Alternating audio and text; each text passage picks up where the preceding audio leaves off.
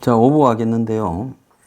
가끔 가다가 이제 어떤 출연자를 등장시켜라, 뭐 어떤 유튜브에 어떤 사람이 괜찮더라 하는데 뉴스 브리핑에도 그래도 원칙이 있습니다. 그 원칙이 뭔가 하면 다른 유튜브 방송이나 이런 데 많이 등장하는 분은 가급적이면 저희들은 출연을 안 시키려고 하고 있습니다. 왜 그런가 하면 이미 다른 데서 많이 본 분을 또 저희들까지 모셔다가 이렇게 하는 것은 그건 뭐 옛날에 종편에 이 방송 저 방송 나오던 그런 패널들의 식상한 것과 비슷한 거 아니겠습니까? 그래서 유튜브에서 본인이 직접 채널을 운영하거나 또 더 나아가서 이 유튜버 채널 저 유튜버 채널에 많이 등장하시는 분들은 저희들도 모시고 싶은 분이 있어도요, 또 딴 데 그거 많이 가시는데 뭐 굳이 저희들까지 그럴 필요는 없다. 그래서 저희들은 가급적이면 인물을 발굴하거나 잘 등장하지 않는 사람을 내거나 아니면 사회 정의를 위해서 싸우는 사람, 또 열심히 노력하는 젊은 사람, 이런 사람들을 출연하는 것을 목표로 하고 있고요. 또 머지않아서 저보고 생방송 좀 하라고 난리인데 시범적으로 생방송을 하려고 하고 있습니다. 제가 사실은 그 생방송을 가지고 좀 이벤트처럼 하는 부분에 대해서 그런 것이 좀 제 성격이나 틀에 좀 맞지 않아서 주저해 왔습니다. 그리고 뭐 많은 분들이 생방송을 하고 계신데 굳이 나까지 그럴 필요가 있겠나 생각을 했는데요. 그래도 그 앞으로 속보에 대응할 필요도 있고 또 앞으로 정치 상황이 점점 이렇게 여러 가지 문제들이 터져 나올 수 있는 상황이 있기 때문에 이제 이 생방송을 일주일에 한두 번이라도 이렇게 하는 식으로 하다가 필요할 때는 이렇게 편성해서 생방송을 하도록 그렇게 지금 준비 중에 있습니다. 그래서 머지않은 시기에 생방송을 할 수 있다. 이런 부분을 이해를 해 주시기 바랍니다. 양진호 재산이 뭐 1,000억도 넘는답니다. 그러면 어떻게 그렇게 큰 기업을 한 것도 아니고 왜 파드업자인데 저렇게 돈을 많이 벌게 되는가? 그거는 그 매출에 비해서 수익률이 엄청났다. 그러면 웹하드가 왜 그렇게 수익률이 높으냐? 웹하드가 한마디로 불법 음량 동영상 등을 갖다가 등재시켜서 올려주고 그 헤비 업로드라고 부르는 그 불법 동영상을 전문적으로 올리는 사람과 그 웹하드 업체는 이제 그 동영상을 볼 수 있게 이렇게 이 시스템을 갖춰준 플랫폼이죠, 일종의. 그러면 이제 어떻게 둘이 나누느냐? 돈을 가지고 나누는데 합법 동영상은 이 올리는 업로드가 많이 가지고 웹하드 업체는 적게 가지는데 불법이 되면 그거는 웹하드 업자가 훨씬 더 많이 받는다. 그러니까 양진호는 이 헤비 업로드라고 부르는 불법 동영상을 전문으로 올리는 그런 애들을 밑에 두고 있으면 돈을 자신이 거기서 발생하는 수익의 상당 부분을 양진호가 가져가는 식으로 일을 했다. 이겁니다. 자, 그래서 한마디로 양진호의 웹하드에서 이렇게 동영상을 받아보는 사람들은 대부분이 불법일 가능성이 훨씬 높죠. 물론 영화를 돈 주고 보는 사람도 있지만은요.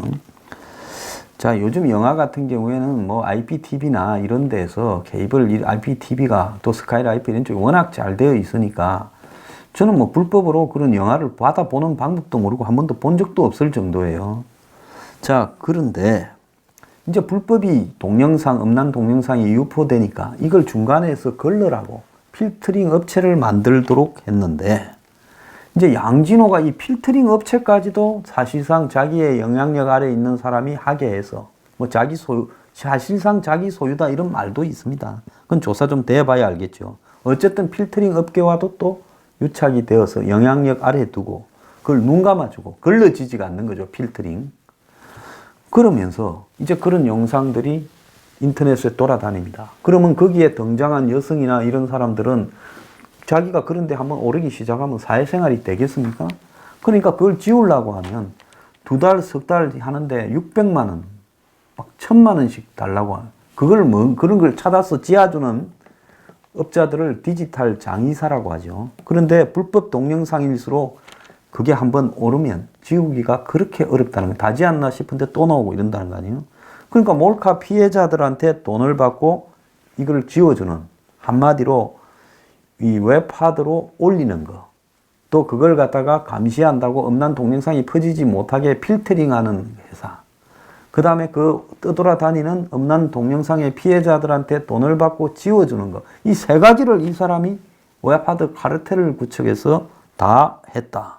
그래서 지금 여성단체들이 7일날 기자회견을 열고 이번 사태의 본질은 양진호의 개인 폭력이 아니라 웹하드 카르텔이다. 근데 마치 또라이 소시오패스의 문제인 것처럼 몰고 가서는 안 된다라고 지금 이야기를 하고 있어요.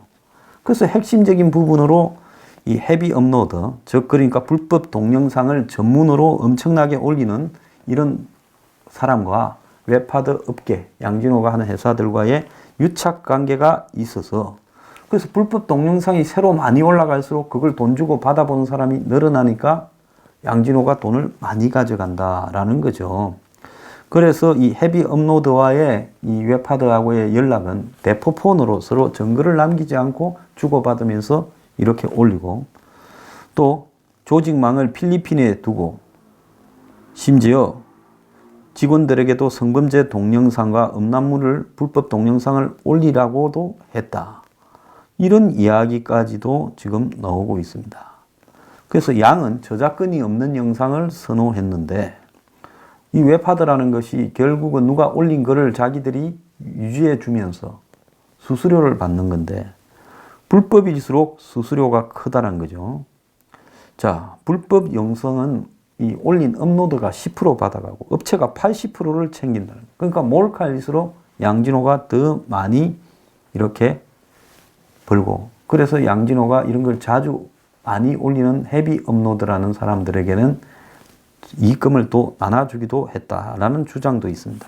근데 이 사람이 과거에 불법 저작물 유포를 해서 검찰에 구속도 됐다는데, 검찰에 따르면 이 양진호의 회사, 관련 회사 직원들이 해외 47개국에 해외 IP로 위장을 해서 400개의 아이디를 가지고 각종 영화, 최신 영화, 인기 드라마, 음란 동영상 등 불법 저작물을 5만 건을 자신이 관리하는 웹하드 업체에 동시 전송을 했다. 이런 이야기도 나오는데, 자, 이 사람은 회사를 투트랙으로 이중장치를 해가, 뭐가 이제 조사가 들어와서 하나가 망하면 다른 하나는 건재하도록 이 두 가지 시스템으로 복제 회사를 가지고 유지해 왔다는 거죠. 참 굉장히 똑똑한 사람인 것 같아요. 자, 그러면서 이 웹하드라는 것이 하나 회사 A는, 이지원이라는 데는 매출 210억, 영업이익 53억, 영업이익률이 25% 이렇다는 겁니다. 또 다른 이 선한 아이디라는 데는 이름이 선한이네요. 재작년에 161억, 작년에는 159억을 올리면서 지난해에 영업이익이 98억, 재작년에는 88억. 그래서 영업이익이 61%라는 거예요. 네이버 영업이익률이 25%라는 겁니다. 그러니까 하나는 조금 제가 볼 때 정상적인 동영상으로 운영하는 것 같고, 하나는 아마 불법 동영상을 전문으로 좀 운영하는 거 아니냐, 이렇게 보고, 또 이 사람이 이 몰카 영상을 웹하드, 그 해당 웹하드에서 이렇게 나온 몰카 영상을 본 피해자가 삭제해 달라고 디지털 장의사를 찾아가면 그럼 5, 600만 원씩 받고 삭제를 시켜주고 돈을 번다는 거죠. 지가 올리고 지가 지어주는 거예요. 그러니까 옛날에 이런 게 있었어요. 저기 가평이나 이런 데서 서울로 오다 보면 저 앞에 자동차 수리소가 있는데 그 밑에 보면 목 같은 게 땅에 박혀서 지나가는 차가 그 앞을 지나면 항상 펑크가 나요. 그래서 차 운전사는 뭐 별 생각이 없죠. 재수가 없거나 타이어가 낡았구나 하고, 그런데 튼튼한 차를 오래 끌고 갈 수 없는데 딱 앞에 보면 교환해 주는 데가 있어. 얼마나 고맙겠어요. 가서 부르는 대로 그냥 주고 해오지요. 근데 그게 나중에 언론에 좀 났습니다. 그 타이어 갈아주는 업자가 못을 바닥에 박아놓은 거예요. 자, 그거하고 비슷한 거다라는 겁니다. 그래서 이 사람이 이제 웹하드 업체들을 또 필터링하는 뮤레카라는 한마디로 음란 동영상을 점검하는 법적으로 이게 좀 하게 돼 있어요. 그래서 이런 회사도 사실상 이 자회사로 디지털 장의사도 자회사로 두고 있다. 이런 주장이 지금 나온다는 겁니다. 디지털 장의사 회사 이름이 나를 찾아줘요. 신기한데 참. 그래서 어떻게 그럼 이런 일이 가능했을까? 그게 지금 핵심입니다. 보통 이렇게 불법 동영상이나 이런 걸 경찰이 계속 찾아서 지우고 추적하고 하는데, 그런데 어떻게 양진호는 잡혀가지 않고 10년 이상을 이런 일을 해서 떼돈을 벌 수 있겠느냐? 1년에 한번 보세요. 순수익만 뭐 100 몇십억씩, 뭐 밑에 자회사까지 합치면 한 200억씩은 벌 것 같은데, 이렇게 버는 회사가 어디 있겠어요? 보통 매출이익이 제조업은 5%만 돼도 대단하죠. 그러면 200억이 5%라고 하면 얼마를 팔아야 5%입니까? 예? 그렇지 않습니까? 몇천억을 팔아야 5% 200억 버는 거예요. 그래서 양진호는 땅 짓고 헤엄치기로 이런 불법들을 웹하드 업체, 필터링 업체, 또 더 나아가서 이제 디지털 장의사 회사를 했는데, 지금 여기에 좌파 인사들이 연루되어 있다라고 이야기가 나오고 있습니다. 제가 그 옛날에 이 IT 회사를 좀 했고, 그 관련 조그마한 공기업에서도 했고 해서 알고 있는데, 이 김대중 정권 때 이 IT 분야가 집중적으로 정부에서 지원하고 투자하고 유착해서 비리도 좀 있고 했죠. 그래서 이 IT 업계의 대부분의 원조부터 업계의 풍토는 좌파들과 아주 가깝고, 이 보수는 이 근처에 잘 가지도 못하고 인맥도 만들지도 못해요. 그런데 누군가가 양진호가 항상 문제가 생길 수 있는 사업을 하죠. 이거는 뭐 성매매 룸살롱하고 똑같은 거예요. 성매매 룸살롱, 옛날에 이 룸살롱 황제라는 사람이 있었죠. 한 빌딩을 통째로 해서 지하에서는 룸살롱하고 위로서는 모텔을 해서 성매매하고, 그런 거를 서울 시내에 몇 개를 한다 해서 룸살롱의 황제라고 한번 잡혀가 발칵 뒤집어지고 상남 뇌물 구조가 시끄러웠지 않습니까? 자, 그런 것처럼 이런 사람은 그때도 이런 이야기가 나왔어요. 유착을 해서 지금까지 안 걸렸다. 그래서 동업자들이 참다 못해 찔렀다. 혼자서 다 보니까. 그런데 이런 일이 오랫동안 유지돼서 십몇 년 동안 굴러올 때는 검찰, 경찰, 또 정부 당국 관련 부서 이런 쪽에 광범위한 네트워크를 가지고 돈을 엄청나게 뿌리면서 로비를 해왔고, 또 양진호를 대신해서 그런 일을 맡아서 하는 어떤 사람들이 있었을 거다. 이거는 충분히 예측될 수 있는 겁니다. 그래서 양진호가 불법을 감추기 위해서 한마디로 권력을 상대로, 정치 사법 권력을 상대로 로비를 했고, 그래서 이 뮤레카라고 필터링 회사의 법무이사를 지낸 사람이 김경욱 전 이랜드 노조 위원장이라는 거예요. 근데 이 사람이 왜 이 양진호의 웹하드 카르텔의 핵심 인물이다라고 이 지목을 했습니다. 그럼 이 지목을 누가 했냐? 한국 사이버 성폭력 대응센터라는 그 여성 단체들의 연합체에서 지목을 했어요.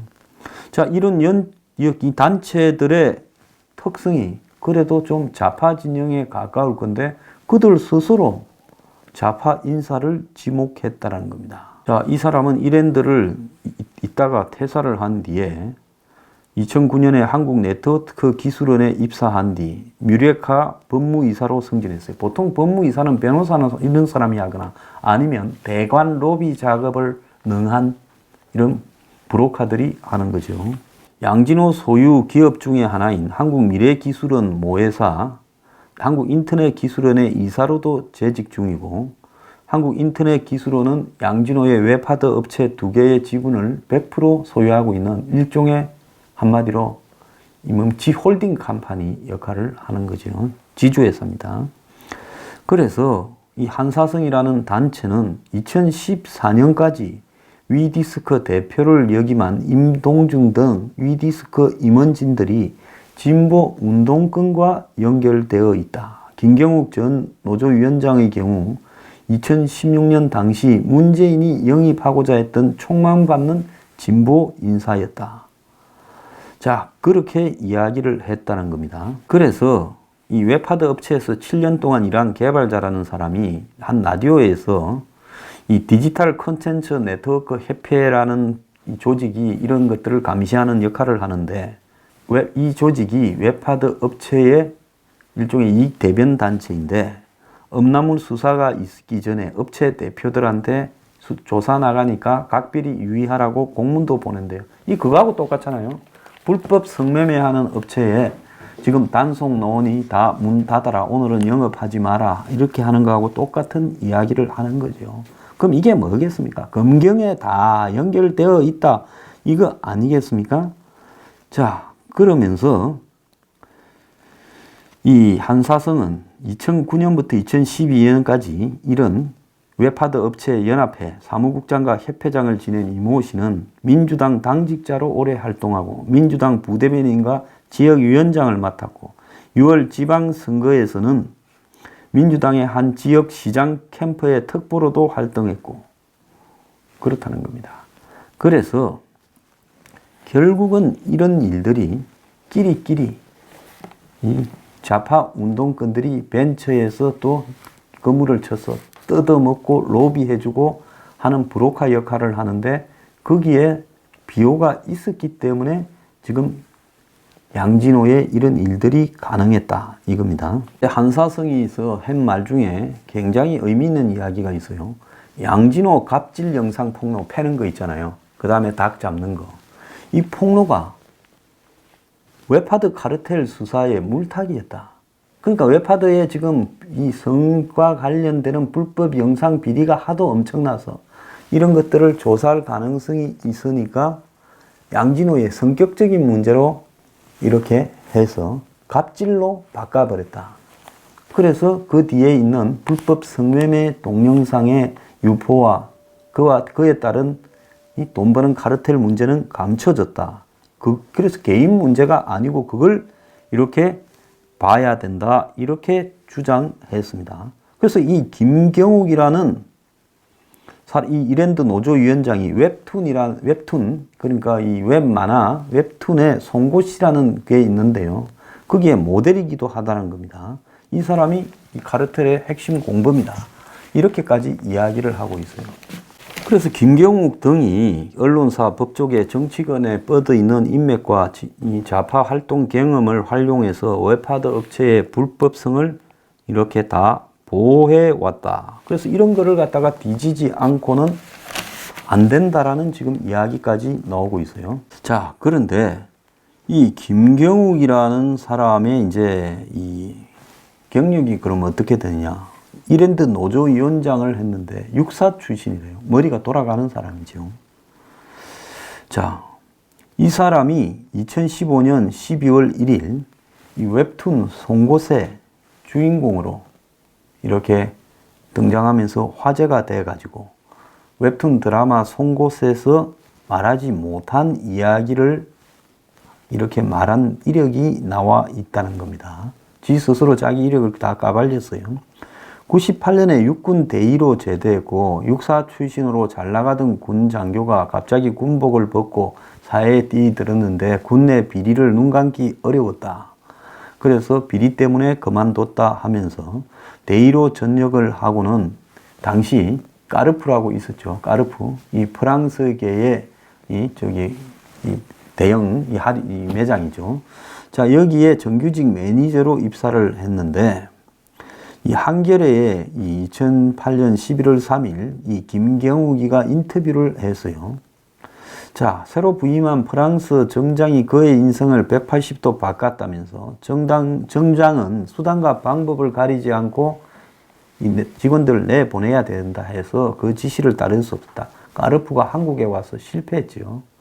미국의 이런 대형 이 할인 매장들이 한국에 와도 실패하고 또 외국계가 다 실패했죠. 까르푸가 결국은 이랜드에 팔고 나가버렸잖아요.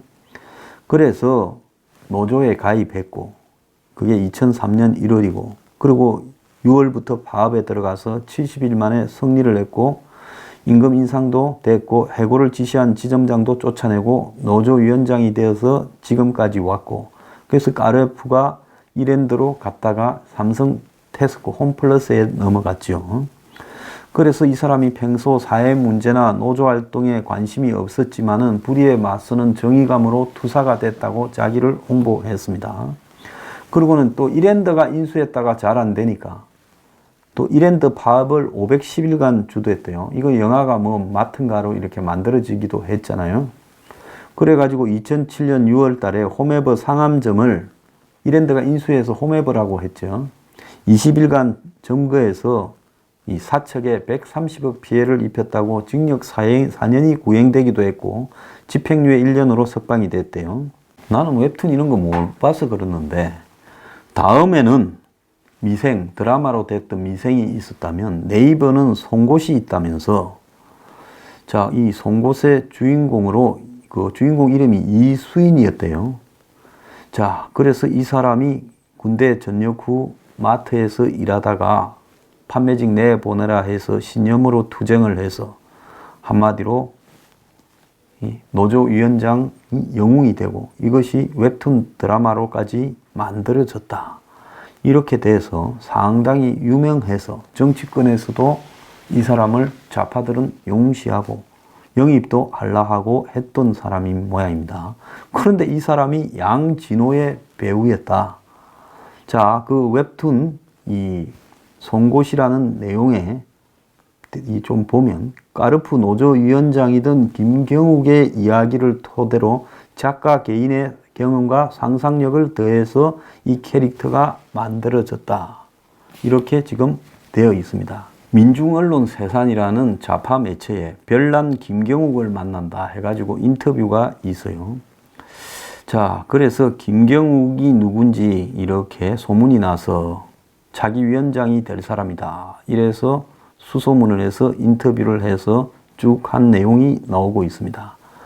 자, 이 사람 내용을 보면 엄청 훌륭한 사람으로 까르푸 또 홈에버 이렇게 해서 거기 있던 사람들의 살아남은 과정이 영화로도 만들어지고 굉장히 포장이 되어서 한국 노동운동권의 역사의 한 장을 장식하지요.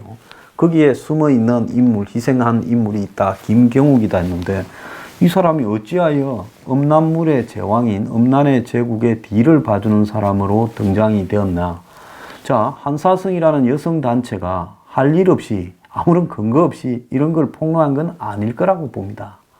그래서 양진호 문제가 터진 게 이런 여성단체들이 이런 내용을 알고 있는 걸 보면 이걸 폭로하고 하려고 굉장히 움직였는데 이게 좀 여성단체들에 의해서 문제가 되려고 하니까 갑자기 닭을 목으로 치고 뺨을 때리는 이런 갑질로 나와서 싸게 갑질로 때우고 그 카르텔은 숨겨놓으려고 했는데 여성단체들이 이런 거를 갖다가 다 터트려서 이렇게 문제가 됐는지 그 진실은 좀 두고 봐야 될 건데요. 근데 참 좌파들 식성 좋습니다.